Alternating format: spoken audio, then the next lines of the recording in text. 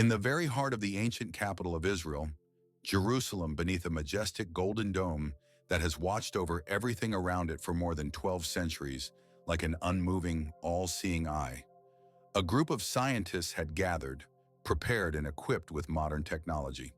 Their actions were strictly regulated by documents authorizing the research, which, despite its simplicity, was essentially nearly impossible. They intended to perform a non-invasive examination of the structure of one of the most sacred, most controversial, and most protected sites on the entire planet. In absolute silence, broken only by the faint hum of the cooling systems of their high-tech equipment, the scientists directed precise beams of ground-penetrating radar and acoustic impulses, tuned to different frequencies through centuries-old stone walls. Their goal was to find cracks, voids, or signs of material fatigue to understand the internal condition of this historic monument. They sought answers to engineering questions related to the capabilities and limitations of the structure. However, what they discovered was far from what they expected. It was something different, unrelated to typical geology or construction. Before proceeding to the main part of the story, I would like to ask for a small favor. Your like and subscription would mean a great deal to us as a token of appreciation for our work. Thank you for your understanding and support. And then, in complete silence, in an environment devoid of external sounds, inside the operator's van, with soft headphones on, an unusual sound emerged. It was low, rhythmic, and astonishingly deep in tone, completely unlike anything they could have heard in that area. This sound did not resemble the usual seismic noise of the city or the distant rumble of moving tectonic plates. It was not the movement of groundwater, which typically creates chaotic, random vibrations. This sound was something else, structured, almost alive. On the oscilloscope screen, in the silence, a green line trembled, drawing a repeating pattern that evoked feelings of anxiety and awe among the observers. This wave resembled slow, deep breathing, breathing of the very stone, its inner world. In the future, in secret reports, this phenomenon would be named periodic low-frequency vibrations of unknown origin with anomalous coherence. But for those present in that place, in the cold, echoing emptiness beneath the Temple Mountain, it was something far more frightening and mysterious. Proof. Proof that beneath the most controversial piece of land, at a point that billions of people attribute special significance to as the gateway to the heavens, there lies something that challenges not only history, archaeology, and religion, but also the very foundations of our understanding of reality. This secret, as if sleeping inside a stone cradle, began to awaken. To understand the scale of the discoveries made by the scientists, it is first necessary to imagine exactly where they were. This place is the Temple Mount, or simply Haram ash-Sharif. It is not just a patch of land amidst the city, it is a true tectonic rift in human civilization, a point of singularity where three great monotheistic religions converge, collide, and intertwine. Imagine an ancient parchment, folded and rewritten countless times. Old texts were erased to make way for new ones, and under the bright ultraviolet light, faint faded outlines of previous layers can be discerned. Likewise, this mountain is multi-layered, rich with memory and history, hiding secrets within that continue to unsettle researchers seeking answers. Every stone slab, every crack and dent on this site is not merely a random formation. They are living witnesses to centuries of history, soaked with blood, sweat, and prayers of those who once worshipped and fought for their faith here. Each crack in the stone is like a line from a long-forgotten chronicle, recounting events that took place thousands of years ago. These events go back much further than commonly believed and conceal secrets that remain undisclosed to this day. It is said that long before the first Jewish altar appeared here, this place was already considered sacred. This is Mount Moriah, a holy summit that for centuries has attracted those seeking spiritual elevation. Archaeologists suggest that an ancient Canaanite sanctuary once stood at this location. There, on a high rocky elevation, local tribes such as the Ivusim worshipped their gods of heaven and earth. It was a place of power where the boundary between worlds grew thinner and the connection with the divine was felt most acutely. That is why, when David conquered the city of Jebus, and made it his capital, he purchased this sacred site from a local inhabitant, an Evu Sim named Aravna. His goal was to erect an altar to his god here because he instinctively felt that this was where the center of his people's spiritual universe should be. His son, King Solomon, turned this intuition into reality. He built the first temple, which became not just a place of worship, but a true architectural masterpiece, a symbol of the cosmological model of the world of that time. This temple, constructed in the 10th century BCE, was not merely a building. It was an embodiment of the entire universe, its harmony and order. The finest craftsmen from Phoenicia, from the city of Tyre, were invited to build it, possessing unique knowledge and skills. The construction used the most advanced technologies of the time: Lebanese cedar and cypress, tons of gold and precious stones. At the center of the temple, in a special chamber known as the Holy of Holies, or the Holy Place, stood the Ark of the Covenant, the most sacred artifact of the Jews, the repository of divine will and covenant. This ark was hidden behind a heavy veil, and its presence made the temple a point of contact between humans and the divine, a place where the boundary between earth and heaven became especially thin. Part 3 of 13. The Temple of Solomon was not merely a house for God. It served as a connecting link, a terminal through which humans could communicate with higher powers. But everything changed in 686 BCE, when the Babylonian king Nebuchadnezzar, driven by his wrath and desire for power, burned the temple to the ground, destroyed the city, and led the people into captivity. After that, the secret of the Ark of the Covenant vanished. It sank into the fog of history, and no one to this day knows what happened to this sacred artifact. 70 years later, returning from Babylonian captivity, the Jews rebuilt the temple on the same site, but it was significantly more modest than before. Its architecture lost its former grandeur, and inside, in the Holy of Holies, nothing remained. The ark disappeared, and the place was left desolate. However, the sanctity of this site persisted, and even in its emptiness, a special spiritual power was felt. The true greatness and elevation of this holy place were once again bestowed by King Herod the Great in the 1st century BCE. He was obsessed with the idea of creating something grandiose that would surpass everything that had come before. And he didn't just restore the temple, he expanded the mountain itself. Massive retaining walls made of perfectly fitted stone blocks, weighing hundreds of tons, surrounded the mountain and created a colossal artificial platform. The space between the walls and the natural slope was not merely an act of religious piety or virtue. This gesture carried a much deeper and more significant meaning. It was a powerful political and ideological statement. The Umayyad Empire, which spanned vast territories, from Spain to India, needed a central symbol capable of competing with Christian Constantinople and even with Mecca, which at that time was under the control of a hostile caliphate. This symbol was meant to emphasize the strength and uniqueness of the new authority, to demonstrate that Islam occupied a special place in the world order. The Dome of the Rock, built on the site of the ruins of the ancient Jewish temple, became exactly such a symbol.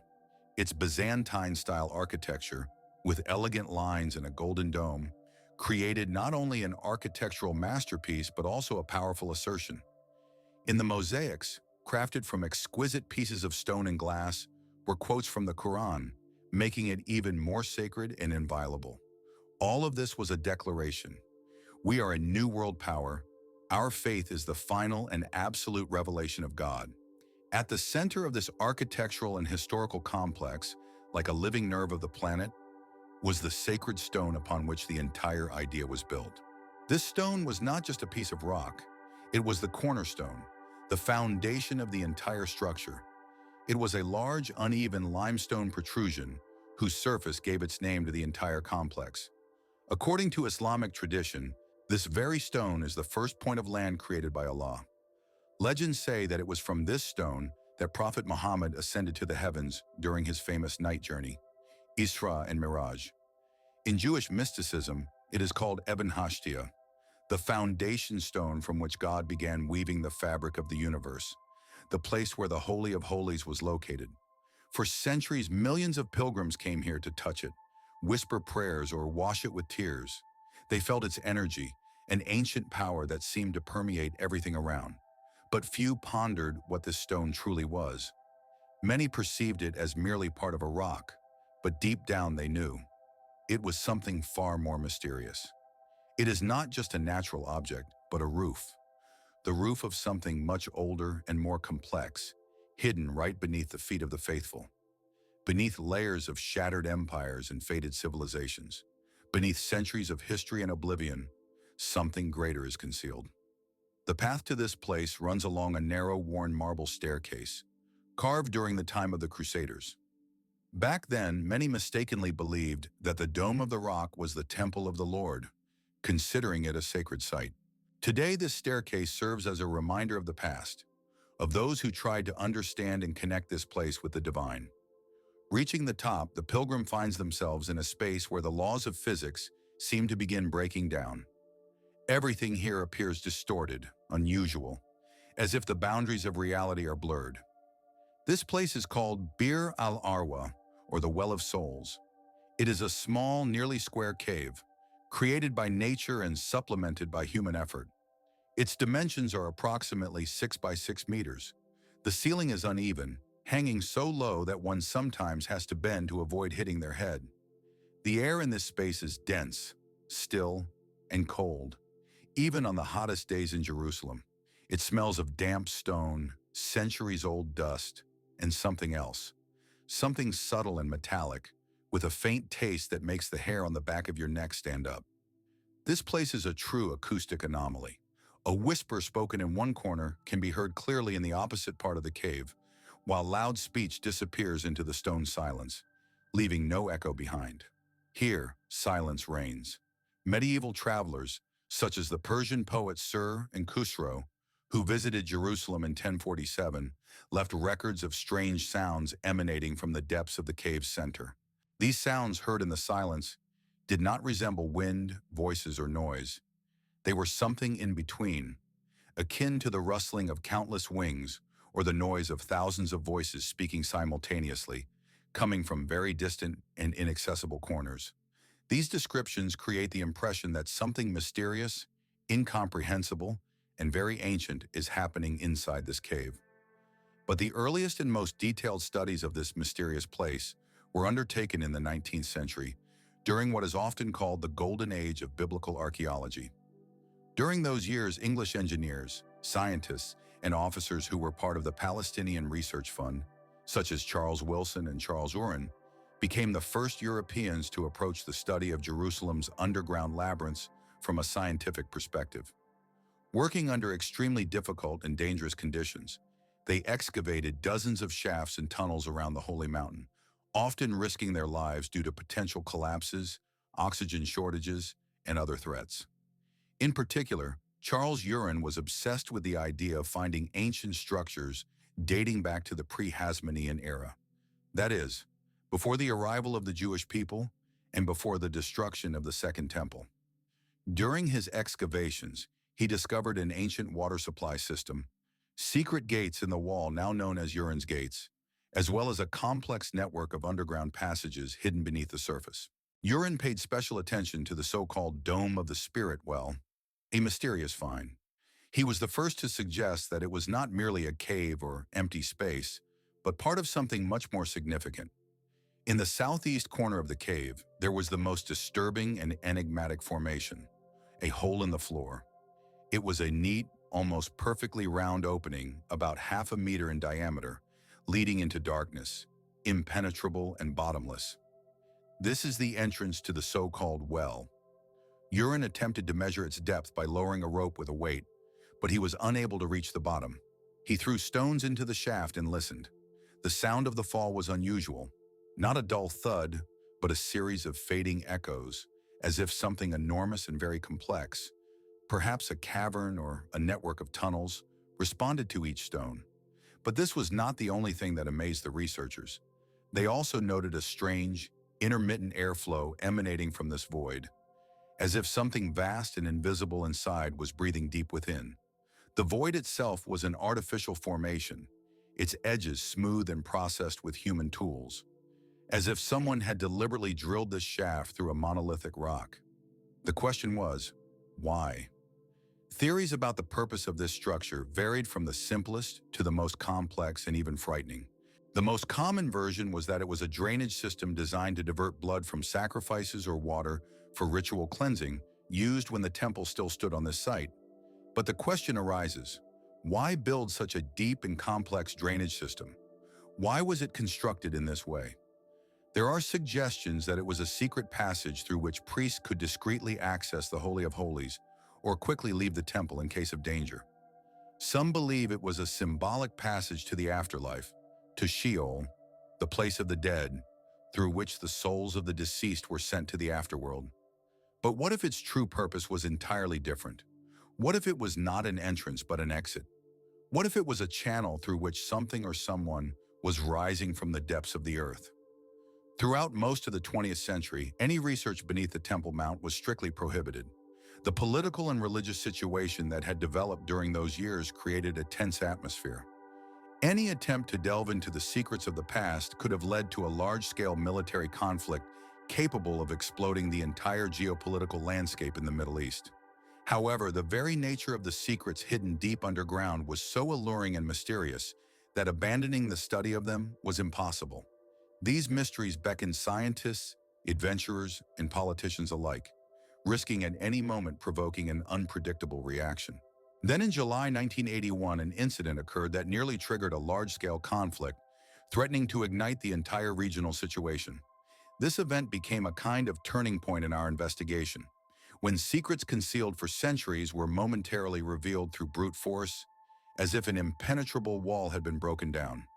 The main figure in this dramatic event was a man named Ravin, along with Yaguda Getz, the keeper of the Western Wall, a person combining traits of a mystic, a scholar, and a military veteran.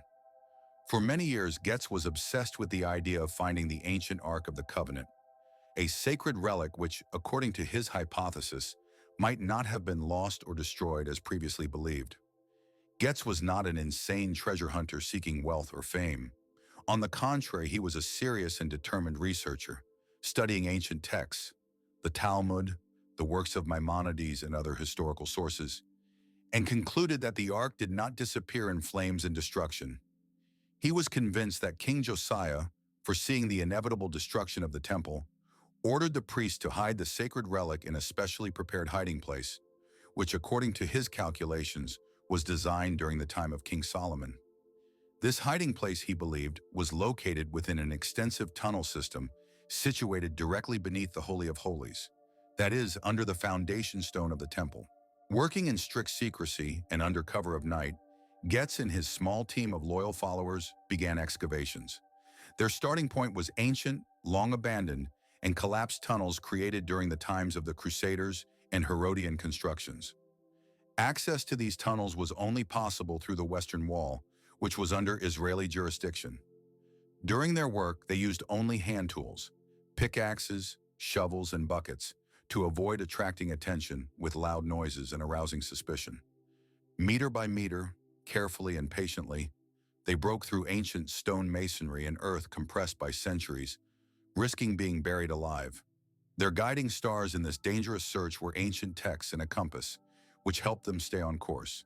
Then one night, their pickaxes struck a wall, and an unexpected and astonishing passage was revealed before them.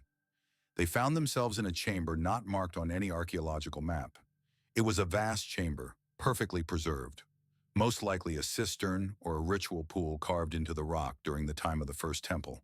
But most importantly, from this chamber led a narrow, debris-filled passage that, judging by all appearances, stretched directly toward the target, toward what the researchers were seeking.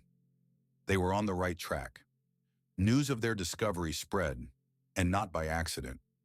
One of the workers accidentally let slip, and this news quickly circulated around the world. As a result, a grand international scandal erupted. Muslim leaders accused Israel of secretly tunneling under the Al-Aqsa Mosque with the aim of destroying it and rebuilding the Third Temple. Intense clashes and mass riots broke out in the Old City. The Arab world erupted with fury and discontent. The situation reached a critical point. The Israeli government, led by Menachem B., later in private conversations, those involved in the events recalled that in the final hours before they were forcibly evacuated, They heard strange sounds coming from behind the wall, which remained inaccessible. These sounds were not merely echoes of their own tools or the work they were doing. They were distinct low-frequency hums, vibrations felt physically, as if the earth itself was trembling beneath their feet. These sounds created the impression that something alive, something enormous and powerful, was inside the wall. The tools in the researchers' hands trembled from this invisible tension, and a clear difference was felt between the usual noise and this strange, deep hum that seemed to penetrate straight into the heart of human emotions. This incident with Ravinaget's tunnel became a pivotal moment with far-reaching consequences. It made the authorities on both sides realize how little they knew about what was directly beneath their feet and how dangerous this ignorance could be. The instability of the ground, caused by unauthorized and spontaneous excavations, could lead to the collapse of the entire complex, posing a threat not only to those working there, but also to the surrounding area. As a result, the idea arose to conduct a comprehensive yet strictly non-intrusive investigation to create an accurate map of the underground voids and assess potential risks. This required a special technology capable of peering beneath the earth without disturbing a single stone, without disrupting the fragile balance and the status quo. Years passed in negotiations, political talks, and the development of necessary protocols to ensure the safety and accuracy of the investigation. And finally, such technology was developed, and the team of scientists gained the opportunity to peer into the abyss. This team, granted unique access to the underground structures, was equipped with cutting-edge equipment of the 21st century. Their tools resembled more the stage props from science fiction movies than ordinary instruments. The focus was on the latest multi-frequency ground-penetrating radar, an instrument comparable to an echo sounder used for scanning the ocean floor, but instead of sound waves, it employs radio waves, and instead of water, it penetrates solid rocks and earth. By emitting pulses of different frequencies, it can distinguish material densities, detect voids, metals, or water, creating a detailed three-dimensional image of underground structures. One could say it is a miniature ultrasonic exploration of the planet. What the scientists saw on their monitors after analyzing gigabytes of reflected signals was a real shock even to the most experienced experts. Firstly, the well turned out not to be just a natural cave or an outcrop, but the upper part of a complex man-made system of underground spaces. It was merely the tip, like an entrance to a vast, multi-level network of voids that extended much deeper and wider. The ground-penetrating radar revealed at least 3 enormous chambers, previously unknown, located directly beneath the well, along with an entire system of corridors branching out from them like the branches of an ancient tree. These structures did not resemble natural karst caves, which typically have chaotic, winding shapes. Instead, they exhibited regular geometry, right angles, flat ceilings, symmetrical halls. It was clearly an artificial construction, a massive megalithic complex buried at a depth inaccessible to simple observation. Its size was comparable to that of a rock dome. The largest chamber, tentatively called the Alpha Hall, measured approximately 40 by 40 meters in width, with a ceiling height reaching about 15 meters. The question arises, who could have built such structures and when? No historical records, neither Jewish, Roman, Byzantine, nor Muslim, mention the existence of such large-scale underground constructions. The second mystery concerned the depth. It did not simply descend vertically like a typical shaft. During its descent, the radar systems recorded an astonishing fact. At a depth of about 20 meters, it connected to some horizontal tunnel. This tunnel seemingly extended directly toward the hall known as the Alpha Hall. Moreover, the shaft itself appeared to be part of a complex system of aquifers, which, like a web, permeated the underground layers of the earth. Such a structure allowed water to move in various directions, and data obtained from an acoustic Doppler profiler, a device that detects fluid movement by measuring changes in sound frequency, confirmed long-standing rumors. These rumors had been documented in materials published by the renowned National Geographic magazine. According to them, water flows beneath the Temple Mountain, and not just a trickle, but a powerful underground stream. This flow moves from west to east, reminiscent of ancient legends that called such waters paradise waters. And indeed, these waters turned out to be a hidden reality beneath the ground. But the most alarming and simultaneously inexplicable discovery was made by a team of specialists using acoustic devices. They deployed a network of ultra-sensitive geophones, devices capable of detecting the faintest and lowest frequency sounds. These instruments were tuned to capture infrasound, sound waves with frequencies below the human hearing threshold, specifically in the range of 110 to 20 hertz. It was precisely these devices that recorded something unusual, something long whispered about in secret circles of scientists and researchers, a phenomenon mentioned even in ancient scientific reports under the name Warren. This phenomenon was known as the architectural breathing, a low-frequency vibration with an almost perfectly repeating periodicity. During each cycle, there was an inhalation lasting approximately 12 seconds, followed by a pause of about 25 seconds. The entire cycle thus lasted roughly 37 seconds. Data analysis through triangulation, an accurate method of pinpointing the source of vibrations based on signals received from multiple sensors, revealed that the source of this vibration was located deep beneath recently discovered chambers, situated at depths unreachable by ordinary ground-penetrating radars. Research confirmed that this was not the work of any known machinery or equipment. Spectral analysis showed that the spectrum of sound oscillations was too pure to be explained by natural geological processes, such as microseisms. Such a vibration pattern was too stable and complex for that. One engineer, who prepared his report, used a very eerie but accurate analogy. It resembled the heartbeat of a sleeping giant sea creature, Leviathan. And that was not all. During the so-called full breathing periods, when the vibrations subsided, the devices began to detect something else.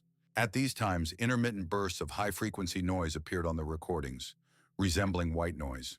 When these signals were subjected to spectral analysis, the results were astonishing. The computer decomposed these sounds into component frequencies and revealed harmonic structures very similar to human speech. These sounds were not intelligible words but could be described as acoustic ghosts of speech. Special software trained for speech recognition detected traces of so-called formants, the resonant frequencies of the human vocal tract responsible for vowels. In the background, these signals resembled echoes of conversations that might have taken place thousands of years ago. It seemed as if the sounds of this conversation had frozen within the stone, deep inside underground halls, and now they were slowly. This entire complex underground system was on the brink of complete instability, and the danger of its collapse was felt more acutely with each passing day. The process of destruction took place unnoticed by people, hidden beneath layers of earth and stone. Yet it was proceeding at full speed, like an invisible mechanism, slowly but inexorably destroying everything around. The mountain on which the temple stood was gradually sinking, plunging into underground voids most people were unaware of. These voids were so deep and complex that their scale and structure remained a secret to all. This entire scene resembled a vast organism, where every movement, every shift of rock could lead to catastrophe.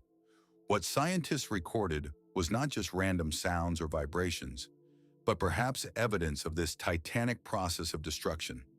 Every breath, every movement of air or earth was not merely a natural effect, but rather a reflection of the displacement of thousands of tons of stone and soil. Each vibration felt in the environment could be the faint groan of a dying mountain, its last breath before final collapse. The scientific discoveries made during recent excavations and studies open new chapters in Jerusalem's history. However, these findings do not simply add a new page to an existing book. They compel us to completely reevaluate everything we thought we knew.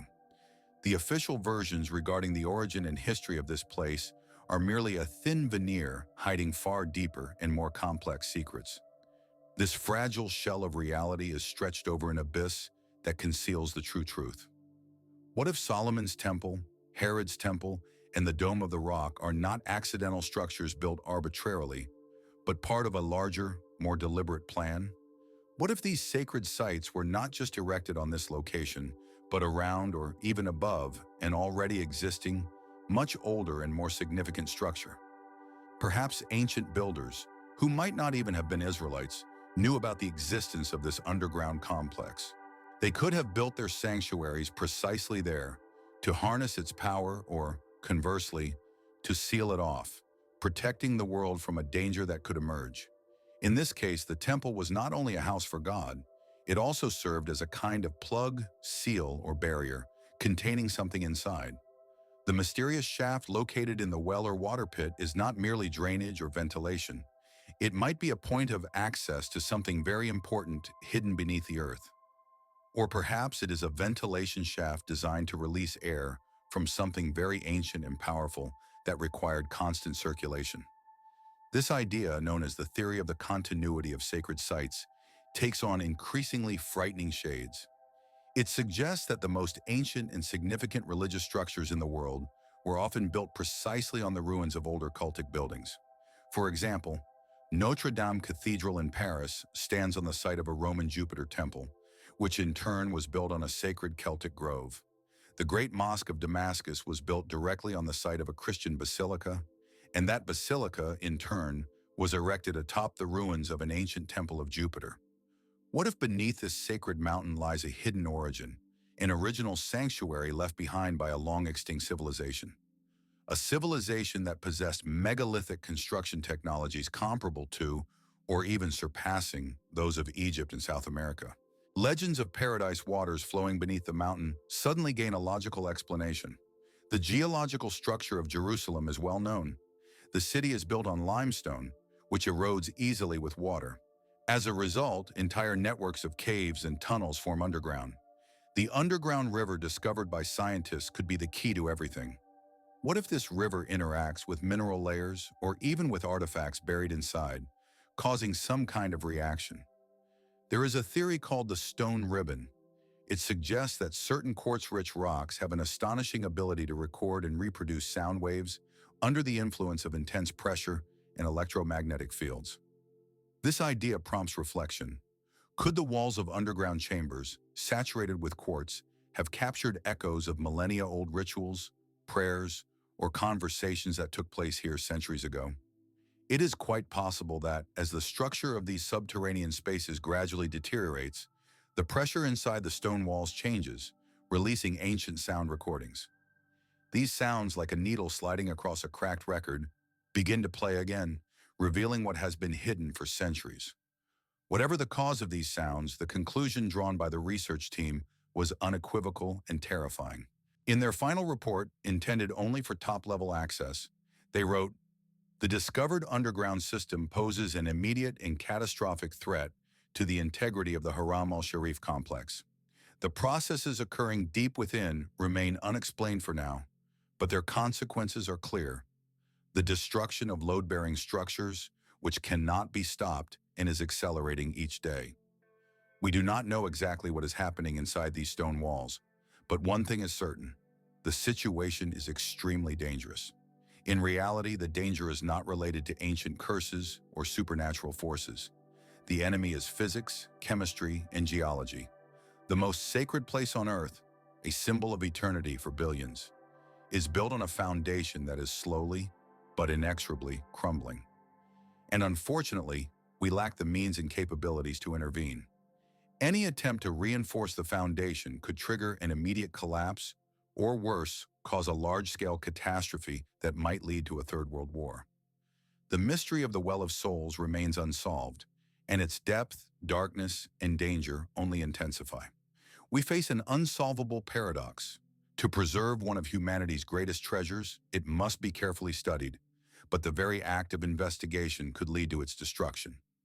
Ultimately, the scientists' reports were concealed, and access to the Well of Souls was permanently closed for an indefinite period. It seems that all interested parties' authorities chose the oldest and most dangerous tactic, pretending that there is no problem, hoping that a catastrophe will not occur during their lifetime. Meanwhile, deep beneath the feet of praying tourists and soldiers, in complete darkness and silence, the mountain continues to breathe slowly. Its breath lasts exactly 37 seconds between inhalation and exhalation. In these sealed chambers, visible only to an indifferent radar, lie ancient artifacts, forgotten tombs, or simply a vast emptiness filled with the hum of an underground river. What creates these ghostly voices trapped inside the stone? Are they merely random geological noise, a play of resonances and frequencies mistakenly perceived as speech by our brains? Or is there something more? Perhaps they are faint, fading echoes of human presence that once filled these halls with life. The most important and troubling question is, what will happen when this decaying fortress finally collapses under the weight of 3 religions and 8 centuries of history? What secret will surface along with a cloud of millennia-old dust? Maybe some doors are better left unopened, because very often what is hidden behind them proves to be the most dangerous. But the problem is, that door has long been unlocked. This phenomenon seems so fragile and simultaneously alarming, as if the very ground we walk on is slowly turning into ash right before our eyes. We observe this process, feeling helpless, as everything happening appears inexplicable and mysterious. Deep within, the breath of the abyss can be heard, as if it itself is watching us, lurking beneath the surface of the earth and carefully observing our actions. The question arises, are these anomalous phenomena truly the result of natural processes occurring within the earth? Perhaps they are the outcome of complex yet still natural geological events, though poorly studied and not fully understood by science. These processes could explain many of the strange things we observe, since nature is always full of mysteries, and sometimes it seems as if it plays games with us. However, there is another perspective. Maybe we are dealing with something far more unusual than mere natural phenomena? Perhaps these anomalies are traces of something beyond our usual understanding of the world. It's possible that they conceal signs of beings or forces that we have yet to comprehend. Maybe we are witnessing manifestations of phenomena that transcend the known laws of physics, or riddles left behind by mysterious traces from the past. In any case, such questions demand our deep reflection and search for answers, because they touch not only on science, but also on our faith in the comprehensibility of the surrounding world. That is why I invite you to ponder and share your thoughts on this matter. What ideas come to mind when you encounter such mysteries? What theories might you propose to explain what is happening? Your opinions are an important part of this collective search, as it is through dialogue that new ideas and understandings are born. Feel free to leave your comments. They help not only broaden our perception, but also make this process more engaging and enriching. I want to sincerely thank everyone who watched this episode until the end. Your support is very important to us, as it gives us the strength to continue exploring the unknown. Your likes and interests motivate us to move forward, making our content better and more comprehensive. Also, don't forget the importance of subscribing and turning on notifications to stay updated on new events and not miss our future videos. Your activity is our incentive and the key to our ability to keep sharing with you the most mysterious phenomena encountered by humanity.